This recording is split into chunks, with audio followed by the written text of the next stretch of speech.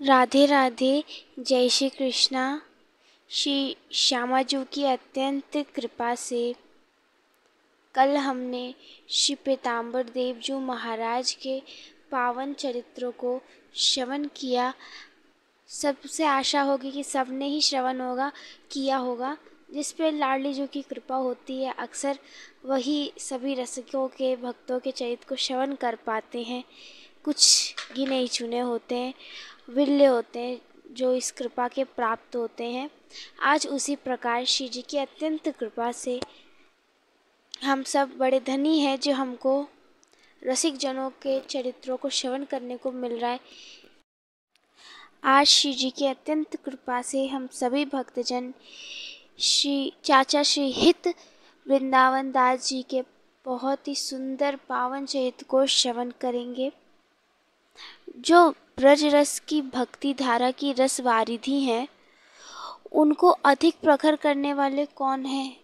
श्री हित वृंदावन दास जी, यानी कि चाचा जी का बहुत महत्वपूर्ण योगदान रहा है ब्रज रस को रीति में, उसको बढ़ाने में। चाचा श्री हित वृंदावन दास जी का जो जन्म था वो 1750 में के लगभग बताया जाता है। ये श्याम सुंदर की क्रीड़ा स्थली ब्रजधाम के ही किसी ग्राम चल में गौर ब्राह्मण कुल में चाचा जी का जन्म हुआ था। जो श्री चाचा जी थे वो काल से ही दिव्य गुणों और प्रतिभाशाली व्यक्तित्व के बहुत ही धनी थे। चाचा जी का जो अध्यात्म था वो अल्पकाल से ही श्री जी के प्रति बड़े समर्पित थे। उनका श्री किशोरी जी के प्रति बचपन से ही बहुत भाव था। श्री किशोरी जी के प्रति उनका रसमय, प्रेममय, मंगलमय बहुत ही भाव था और श्री वृंदावन धाम आश्चर्य का सुयोग उन्हें प्राप्त हुआ था।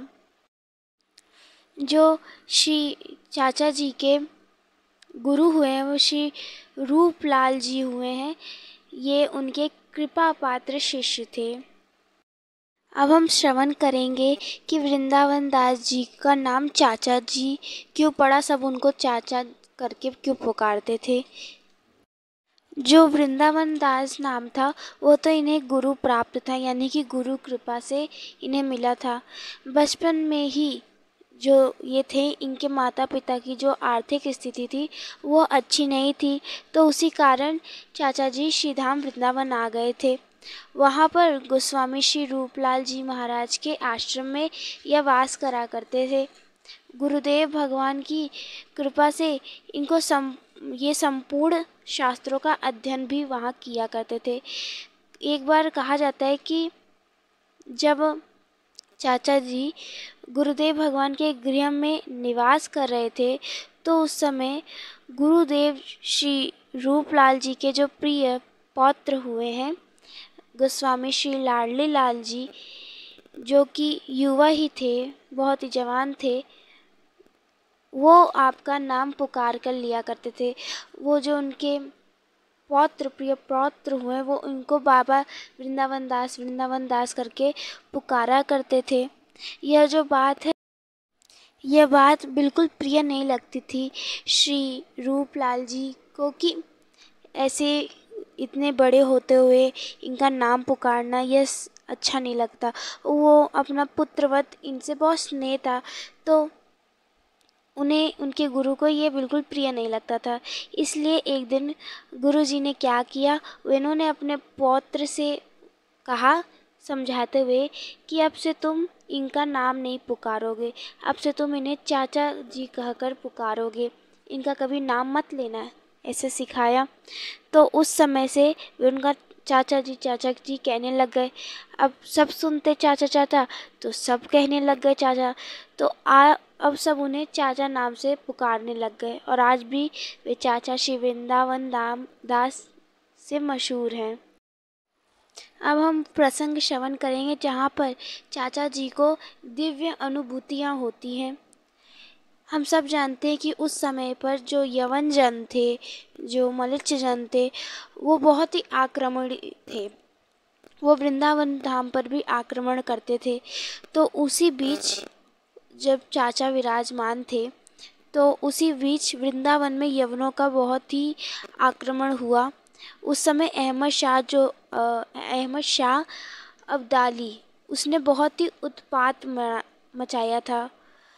तो उसने बहुत से वैष्णव जनों, भगवत जनों के प्राण भी लिए। चाचा जी वर्णन करते हैं कि श्री हित मुकुंद लाल जी, हित प्रेमदास जी, हित कृष्णदास जी भावुक, आनंद घन कवि, जादोदास, कृष्णदास पुजारी, जुगलदास अवधूत आदि रसिक भक्तों का आक्रमण में देह त्याग हो गया। यहाँ पे चाचा जी ने उल्लेख किया है। भक्तों की ऐसी स्थिति को देख के चाचा जी का जो हृदय था वो बहुत ही दुखी हो चुका था। बहुत दुख हुआ था कि भक्तों के साथ ऐसा क्यों हुआ। तो क्या हुआ, कुछ दिन बाद चाचा जी वृंदावन धाम छोड़ फारुखाबाद चले गए। वहाँ पर रासलीला का अनुकरण का आयोजन किया, रासलीला का करवाया। चाचा जी रासलीला को देखकर रात्रि में विश्राम ही कर रहे थे। रासलीला हो गई थी और विश्राम कर रहे थे। तभी स्वप्न में आनंद घन कवि जी का ख्याल सुना। तो क्या देखा कि एक 12 वर्ष का बड़ा सुंदर सा बालक है, वो एक ऊंचे भवन से गिरता है। तो यहाँ पर चाचा जी का जो हृदय होता है वो बड़ा व्याकुल हो जाता है। वो सोचते हैं कि कहीं बालक मर तो नहीं गया। लेकिन चाचा जी क्या पाते हैं, जब वे उठते हैं तो देखते हैं कि जो बालक है वो तो खड़ा होकर अपनी भुजाओं को ठोकने लगा। तो चाचा जी ने पूछा कि बताओ तुम यहाँ क्या करने आए थे। तो उसने बताया कि मैं आनंद घन से मिलने आया था, उनके पास आया था। चाचा जी ने पूछा कि आनंद घन जी कहाँ हैं। तो बालक ने कहा पीछे मुड़कर देखो। चाचा जी ने जब पीछे मुड़कर देखा तो क्या पाया कि रासलीला में सभी भक्त जन जो विराजमान है, जो कि आक्रमण में मारे गए। बालक बोला अभी मैंने तो एक कला खेली है और अभी खेलूँगा, यानी कि अभी यवनों का और आक्रमण होगा, जैसे कि 1813 में हुआ था और 1817 में हुआ था, 2 आक्रमण।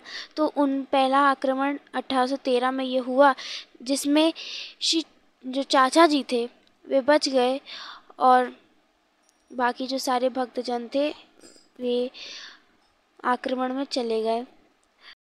ऐसी चाचा जी के साथ बड़ी दिव्य लीला हुई।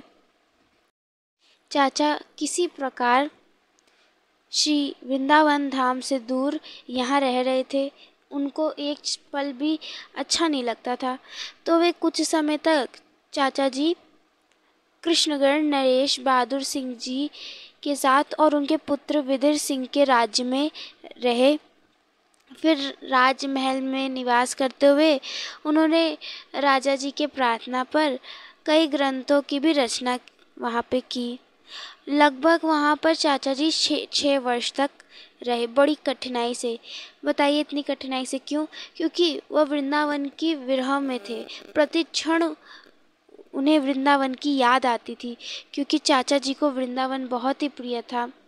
वे वृंदावन के बगैर 6 साल रहे, 6 वर्ष रहे। ठाकुर जी श्री वृंदावन दास जी का ऐसा विरह देख सहन न कर पाए, तो ठाकुर जी सहज हो गए और उनकी प्रार्थना को मान प्रभु ने कृष्णगढ़ नरेश के स्वप्न में यह प्रेरणा दी कि चाचा जी को शीघ्र ही वृंदावन धाम पहुंचाया जाए। फिर चाचा जी को राजा ने बड़े सम्मान पूर्वक श्री धाम वृंदावन भिजवाया और अब श्री चाचा जी वृंदावन धाम को लौट आए। तो श्री जी की कृपा से आज के प्रसंग को यहीं विराम देते हैं। श्री प्रिया जी की कृपा से आज श्री चाचा जी के चरित्र का भाग 1 था। कल हम भाग 2 श्रवण करेंगे, जहाँ में कल हम लीला संवर्णन देखेंगे चाचा जी की और किस प्रकार चाचा जी ने 4 लाख पदों की रचना की। जो हमें प्राप्त होते हैं। रचना तो और पदों की है। श्री जी की कृपा से अभी यहीं विराम देते हैं। तब तक के लिए आप सभी भक्तों को राधे राधे, जय श्री कृष्णा।